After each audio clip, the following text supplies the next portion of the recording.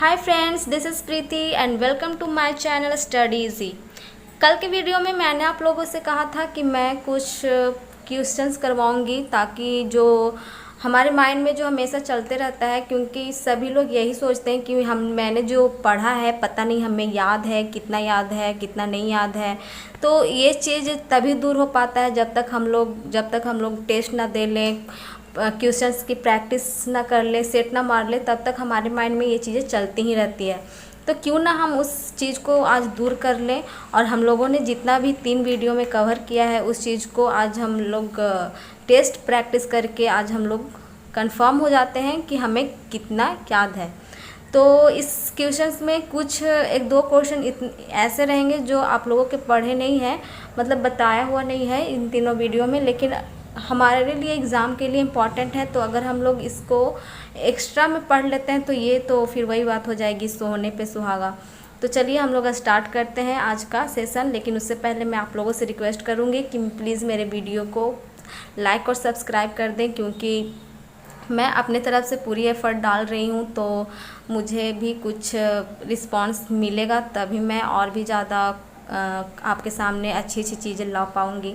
तो चलिए स्टार्ट करते हैं। पहला है कि B.R. अम्बेडकर और महात्मा गांधी के मध्य 1932 में हस्ताक्षरित पूना समझौते में प्रावधान था। तो जैसा कि हिस्ट्री पढ़ने वाले या फिर अगर हिस्ट्री पढ़ने वाले नहीं भी हैं तो इतना तो मॉडर्न हिस्ट्री में पता ही रहता है सबको कि जो पूना समझौता हुआ था वो अम्बेडकर और महात्मा गांधी के बीच किस लिए हुआ था।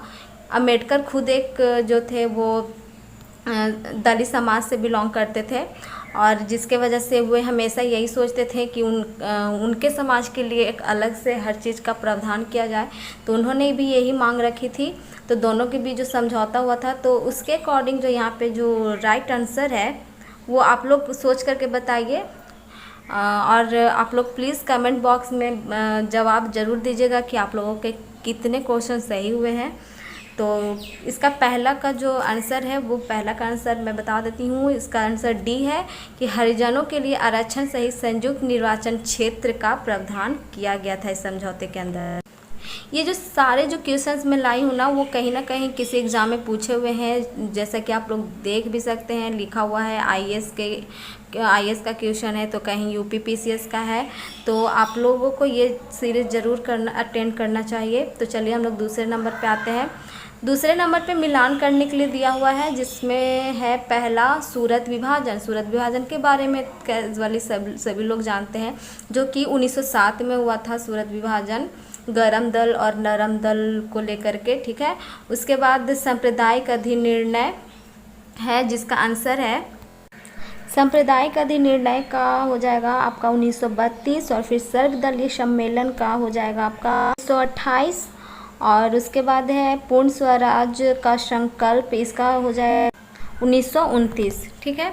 तो इस चीज़ों के बारे में हम लोग हिस्ट्री में काफ़ी ज़्यादा डिटेल से पढ़ेंगे। तो लेकिन फ़िलहाल जो इसका आंसर है वो 2 का 2 आंसर हो जाता है। तो आप इसको यहाँ पे ऐसे टिक मार लें, और प्लीज़ आप लोग बताइएगा कि आपके कितने आंसर सही होते हैं, ठीक है। अब हम लोग आगे बढ़ते हैं थर्ड नंबर की ओर, जिसमें है निम्नलिखित में से किस अधिनियम द्वारा भारत के गवर्नर जनरल को अध्यादेश जारी करने की शक्ति मिलती है, प्रदान की जाती है। और कल के वीडियो में ही मैंने इस चीज़ को अच्छे से कवर किया था कि अध्यादेश जारी जो हम लोग इस तरह से मैंने आप लोगों को बताया था कि अभी भी राष्ट्रपति जो है अध्यादेश जारी करते हैं, और उस वक्त जो गवर्नर जनरल को अध्यादेश जारी करने की जो शक्ति प्रदान की गई थी वो किस चार्टर एक्ट या फिर किस अधिनियम के तहत की गई थी। तो आप लोग प्लीज़ जल्दी से बताएं। तो अध्यादेश जारी करने की जो शक्ति मिलती है वो मिलती है हमें, कल ही हम लोगों ने कवर किया था। ये हो जाएगा आपका आंसर बी। इसका आंसर क्या हो जाएगा? बी हो जाएगा यहाँ से ऐसे, ठीक है। भारतीय परिषद अधिनियम 1861। अब नेक्स्ट क्वेश्चन पे आते हैं हम लोग। उसमें क्या कह रहा है, इसमें भी मिलान करने के लिए है। अगस्त घोषणा और फिर इस तरह से मिलान करने के लिए। तो इसका आप लोग आंसर बताइएगा। ऐसे पढ़ा हुआ तो नहीं है, पर फिर भी आप लोग एक बार ट्राई ज़रूर कीजिए। फिर अगस्त घोषणा, अगस्त प्रस्ताव के बारे में आप लोग बिलीव कीजिए, मैं इन सब चीज़ों को आपके सामने बहुत ही अच्छी तरह से पढ़ाऊँगी अगर आप लोगों का सपोर्ट मिलेगा तो, क्योंकि मैंने खुद इस चीज़ को काफ़ी अच्छे से पढ़ा है और हिस्ट्री मेरा जो है फेवरेट सब्जेक्ट भी रहा है। तो मैं पूरी कोशिश करूँगी कि हिस्ट्री को मैं आपके सामने बहुत अच्छे से पेश करूँ। तो अभी फ़िलहाल के लिए 4 का आंसर ए है।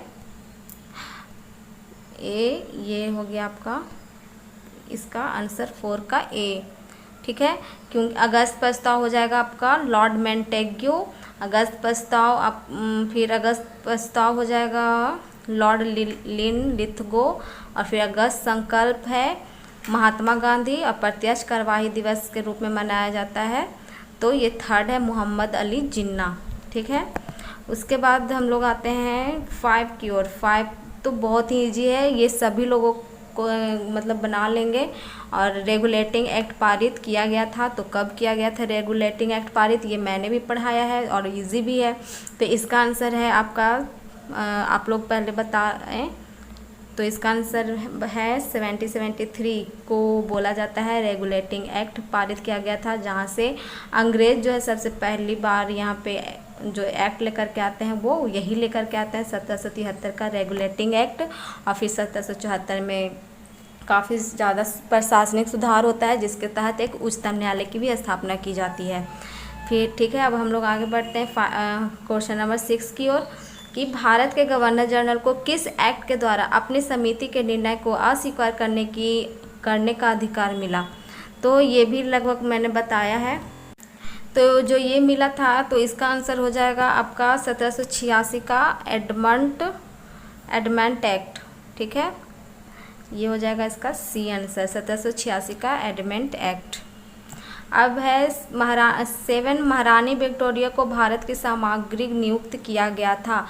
कल ही मैंने बोला था कि बहुत ही अच्छे से इसको बताया था कि ऐसे तो मतलब 1758 में ही कर दिया गया था।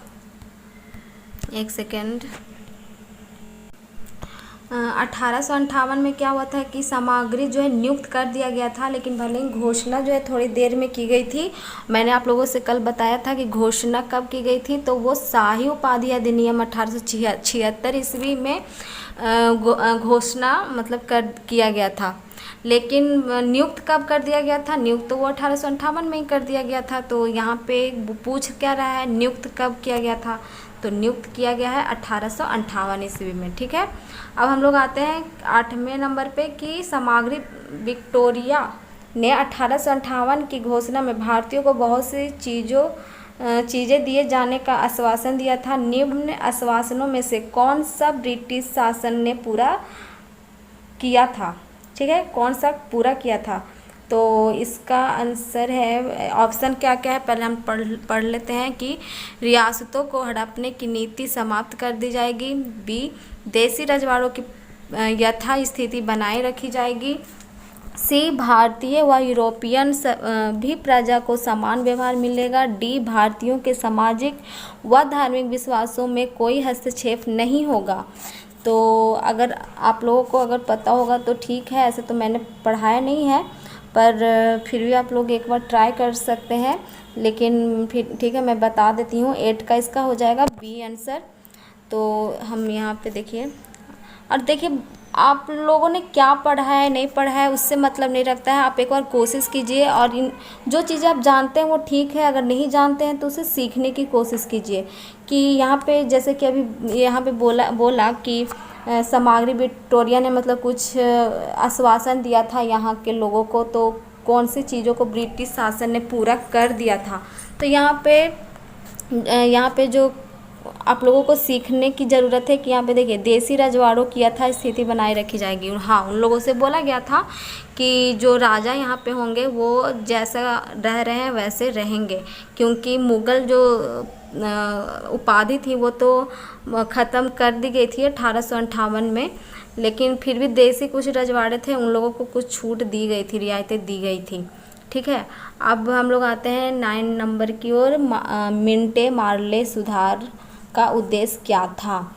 तो ऑप्शन है, ए पृथक निर्वाचन प्रणाली, बी भारतीयों की भागीदारी बढ़ाना, सी युद्ध में सहयोग हेतु तैयार करना, डी पूर्ण स्वतंत्रता देना। ये देखिए मैंने कल के वीडियो में इसका जिक्र किया था और अच्छे से समझाया भी था कि आखिर मार्ले मिंटो जो सुधार आया था वो कब आया था और इसका जो जनक जो थे वो कौन थे, कौन लेकर के आए थे। तो चलिए कोई नहीं, मैं बता देती हूँ कि जो मार्ले मिंटो सुधार था वो 1909 में मार्ले मिंटो खुद लेकर के आए थे। उन्हीं को क्या कहा गया था, सांप्रदायिक निर्वाचन के जनक कहा गया था। तो इसका आंसर हो जाता है ए। इसका आंसर क्या हो जाता है, पृथक निर्वाचन प्रणाली, क्योंकि मैंने इसको वेरी इंपॉर्टेंट कह करके भी आप लोगों से कहा था कि आप लोगों को इस पे विशेष ध्यान देना चाहिए, क्योंकि यहाँ पे पहली बार मुस्लिम लोगों के लिए सांप्रदायिक निर्वाचन की व्यवस्था की गई थी। तो इसलिए यहाँ पे ये इम्पोर्टेंट हो जाता है। तो ऑप्शन में पृथक निर्वाचन प्रणाली ही सही आंसर है। उसके बाद आता है मार्ले मिंटो सुधार बिल किस वर्ष में पारित किया गया। तो ये तो और भी ज़्यादा इजी है, मैंने अभी अभी बोला भी कि आंसर में बता भी दिया है। तो फिर भी चलिए हम लोग इसके ऑप्शन को पढ़ लेते हैं कि 1905 पहला है, 1905 में, बी है 1909 में, सी है 1911 में, डी है 1920 में। तो इसका आंसर है क्या, आप लोग ही बता दीजिए। ठीक है, मैं ही बता देती हूँ, 1909। ओके चलिए, इसका भी हो गया 10 का 1909। अब हम लोग नेक्स्ट की ओर बढ़ते हैं कि 11th में क्या कहता है, मुसलमानों के लिए अतिरिक्त निर्वाचन मंडल प्रारंभ में किसके द्वारा लाया गया। ये देखिए फिर से वही क्वेश्चन है और ये देख लीजिए क्वेश्चन भले ही मतलब घुमा करके पूछा हुआ है, लेकिन एग्ज़ाम में पूछा हुआ क्वेश्चन है और एक ही क्वेश्चन को कई बार कई तरीके से घुमा करके पूछा गया है। तो ऐसा आप लोग बिल्कुल मत सोचिएगा कि एक क्वेश्चन पूछा हुआ है तो आगे चल करके नहीं पूछेगा। इसी चीज़ को जो एग्ज़ामिनर होता है ना, वो घुमा फिरा करके कहीं ना कहीं पूछ ही देता है। तो आप लोग इस चीज़ के लिए निश्चिंत रहिए, ठीक है। तो 11th में क्या है, मुसलमानों के लिए अतिरिक्त निर्वाचन मंडल प्रारंभ में किसके द्वारा लाया गया था। तो जाहिर सी बात है आप लोग सबको पता होगा, इसका आंसर हो जाएगा बी, मार्ले मिंटो सुधार 1909। अब हम लोग आते हैं 12 की ओर। 1909 के इंडियन काउंसिल एक्ट में किस बात की व्यवस्था की गई थी। ये देखिए, तो अब ये भी क्वेश्चन घुमा फिरा करके ही पूछा हुआ है और ये भी यूपी पीसीएस का एग्ज़ाम में पूछा हुआ है। तो इसका आंसर सी भी सबको पता होगा। चलिए इसका आंसर हम लोग कर लेते हैं। तो सांप्रदायिक प्रतिनिधित्व, ठीक है, क्योंकि संप्रदाय मुस्लिम संप्रदाय के लिए किया गया था। अब हम लोग आते हैं 13 की ओर। मॉन्टेग्यू चेम्सफोर्ड सुधार में प्रावधानों का सार था। क्या है, मॉन्टेग्यू चेम्सफोर्ड सुधार में प्रावधानों का सार था। तो पहला ऑप्शन है राज्यों की स्वायत्तता, बी है प्रांतों में दोहरा शासन, सी हिंदू मुस्लिम हेतु अलग अलग निर्वाचन व्यवस्था और डी राज्यपालों को वीटो शक्ति। तो ये भी सो इजी क्वेश्चन, ठीक है। तो इसका आंसर हो जाता है प्रांतों में दोहरा शासन। मॉन्टेग्यू चेम्सफोर्ड सुधार में क्या प्रावधान किया गया था, प्रांतों में दोहरा शासन। मैंने मॉन्टेग्यू चेम्सफोर्ड बताया था, जो 1919 का भारत शासन अधिनियम आया था, जिसमें केंद्र में द्विसदनात्मक व्यवस्था की गई थी, ठीक है। अब हम लोग आगे बढ़ते हैं 14 की ओर। 1946 का कैबिनेट मिशन 3 मंत्रियों से गठित था, निम्नलिखित में से कौन इसका सदस्य नहीं था। चलिए ये तो पढ़ाया हुआ नहीं है मेरा, और मैं अगला जो वीडियो डालने वाली थी उसमें ये मैं पढ़ाने वाली हूँ शायद। तो हम लोग इस चीज़ को उसी दिन कवर करेंगे, क्योंकि नीचे का जितना भी है वो सारा आगे जो मैं पढ़ाने वाली हूँ उस चीज़ से रिलेटेड है। तो इसको हम अब लोग नहीं करते हैं, और क्योंकि जब हम लोग पढ़ करके टेस्ट देते हैं तो ज़्यादा मज़ा आता है टेस्ट देने में। तो कोई नहीं, इस चीज़ को हम लोग नेक्स्ट टाइम कंप्लीट करेंगे और मैं इस चीज़ में और क्वेश्चन ऐड करूँगी। तो निश्चिंत रहिए इस बात के लिए। तब तक के लिए धन्यवाद, और मेरे वीडियो को लाइक और सब्सक्राइब करें प्लीज़।